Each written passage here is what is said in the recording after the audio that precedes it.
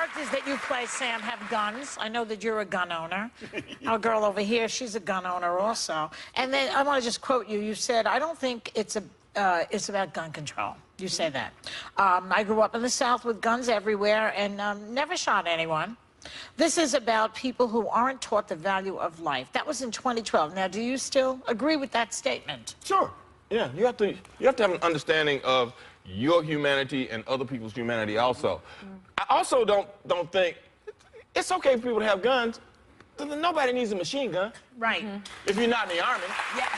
Even the Army says that. Can't say this strongly enough. You can protest any speaker you want to.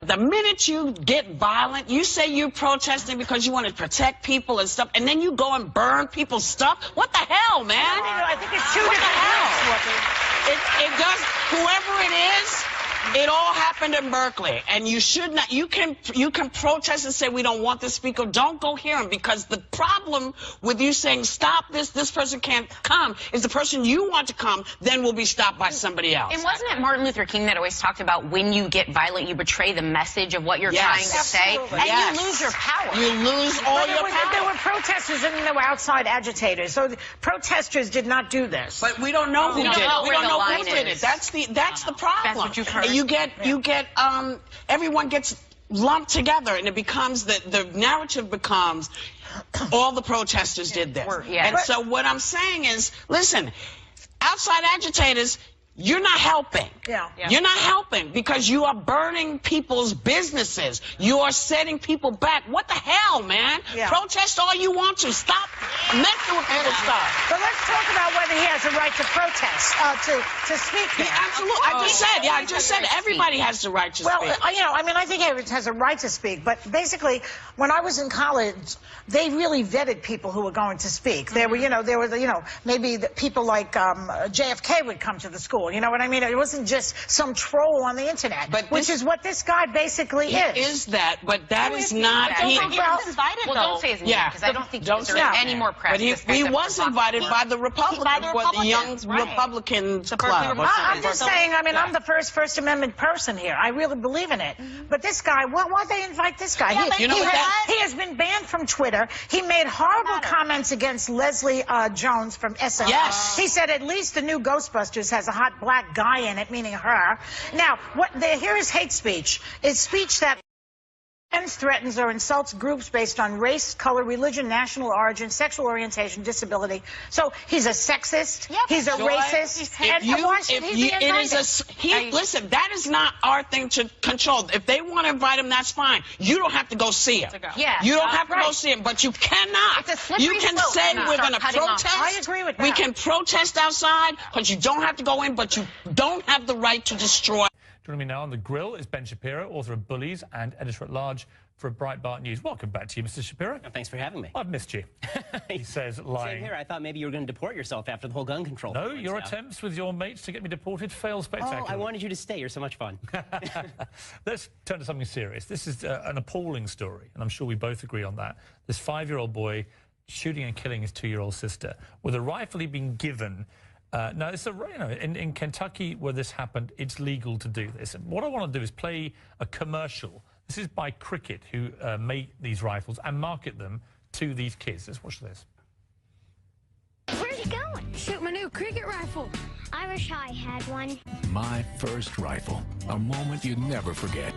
The Cricket is the perfect way to get younger small-framed shooters started right, with a safety-promoting design. It's soft shooting, affordable, and accurate. Girls and even mom will love the way they can pick one to their own taste. Start your own tradition. Cricket. I mean, look, I'll be honest with you. I thought this was a spoof. I really did. I cannot believe that this is genuinely deliberate, targeted advertising and marketing to give 5-year-olds rifles. What is your view? Well, the marketing is directed at the parents, obviously, and the parents are making some, interesting decisions. I would say bad decisions if they're giving a 5-year-old a gun. It is illegal, as far as I know, for a 5-year-old to walk into a gun shop and pick up a gun. The problem, I think, is broader than just this. I mean, if we're going to go to any kind of cultural implement that encourages kids to own guns, then we're going to have to go straight to Hollywood, and I'm not sure that people want to go there. I mean, most people who want to own guns do so because they watch Die Hard or because they watch, you know, a movie with a gun. Yeah, but they're actually, it's illegal for a kid of 5 to go and watch a lot of these violent movies. That's true, although some of the PG movies even have guns in them. So it's... But, you know, back in Britain, and I'm not going to harp on about where I come from, it's irrelevant to this, except that, you know, the only thing like that you'd ever see would be toy guns. You know, kids have toy guns, and it's known to be a toy. It doesn't fire real bullets. This tragedy happened because these parents were traduced, I would imagine, by that very kind of advertising, and they believe it's perfectly normal to give their 5-year-old kid a rifle. And I just find it unconscionable. Well, I certainly find it unconscionable on the part of the parents. I mean, as far as the advertiser goes,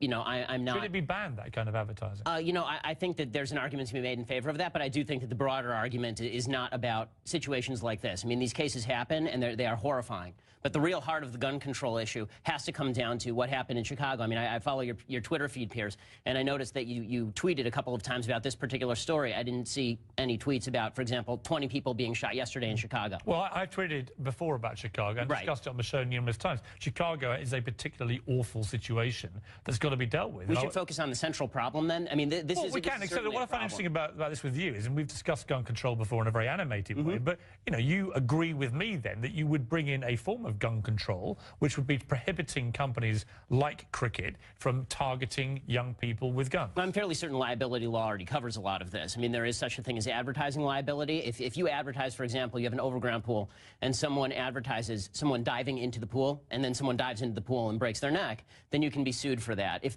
these advertisements show these guns as being a lot safer than they are, there's advertising liability already. I'm not sure you need a specific law directed at that. On the ongoing debate about background checks and so on, last time I interviewed you, you said you were in favor of background checks. I am. Why is it that even background checks can't get passed by Congress? What is going on? Well, they're not effective, unfortunately. I think the concept of background checks is generally a good one. I mean, we want to weed out people who are responsible from people who are irresponsible or criminal. Unfortunately, in California, we have universal background checks, and they have not been even close to effective. The idea that government has the ability to really do that sort of weeding out with a universal background check, I wish it were true. Unfortunately, the solution is not that easy. In concept, I do. I would like to see a plan that can be implemented that actually works. There's a poll that's just come out. This is a Fairleigh Dickinson University poll. Saying that 29% of Americans agree with the statement. In the next few years, an armed revolution might be necessary in order to protect our liberties. Additional 5% were unsure about that. So a third of Americans genuinely believe they need to be armed to possibly rise up against some form of tyranny. Why? Because that is the fundamental basis of American freedom. That has always been the fundamental basis. Where would the tyranny come from? The tyranny would come from the government. I mean, this Barack Obama's government? No, not Barack Obama's government. I don't believe that Barack Obama is a tyrannical leader. But I could. So whose government? Well, I couldn't name you a name, but it's not a matter of who is in charge. It's a question of what the government does. Would you personally believe, like a third of these people, that you will need in the next few years, it says, you will need to have weapons to take on your own government? I don't believe in the next few years. I believe that there is always the possibility of government tyranny. I don't see that happening in the next couple of years. I do think, Piers, I have to say, I think the reason that there are so many folks who are talking about the possibility of government tyranny is threefold, really. It's the Obama administration's increasing reliance on big government, and that I think threatens some people. I think that it is folks like Alex Jones who do this routine where every time they shut down a city like Boston because of a terrorist attack, it's the end of the world and military laws at hand. And honestly, I think part of it is due to folks like you, Piers, because, you know, you go out of your way to really give the impression that you're interested in taking away people's fundamental right to bear arms, and I think that scares a lot of folks. Well, no, I'm not. We've discussed this. I'm not remotely against people having the right to bear arms. I'm seriously against the right to have military-style assault weapons to blow kids' brains to pieces in schools. I still don't understand your position on this, because you've said you're against assault weapons, but you are okay with handguns. Handguns kill 6,000 people a year. Assault weapons kill 300. Well, they're both a big problem. So handguns why don't we just go for and assault weapons with mass shootings. You're from the UK. Why don't we just go with a full gun ban? Well, listen, we've discussed this. The UK has 40, 50 gun murders a year. Right, so why don't America has 12,000. Why don't we try our way? Let's move on to this. Jason, I'm glad you finally let your agenda out there. I don't have an agenda. I just want to make America safer and save lives. That's my agenda. Let's turn to Jason Collins. This is the sports star that came out. You tweeted this. So Jason Collins is a hero because he's gay. Our standard for heroism has dropped quite a bit since Normandy. Why such a cheap shot against a guy who did a pretty brave thing? I don't think it's a cheap shot. I think that heroism is defined by willingness to sacrifice in favor of, and take a real personal risk in favor of a noble, larger goal. This may be a noble, larger goal, but I'm not sure what the risk is. First male American athlete in history to come out as gay while still playing. Martina Navratilova came out in 1981. That was 3 years before I was born. I said male. So let me ask you something, Piers.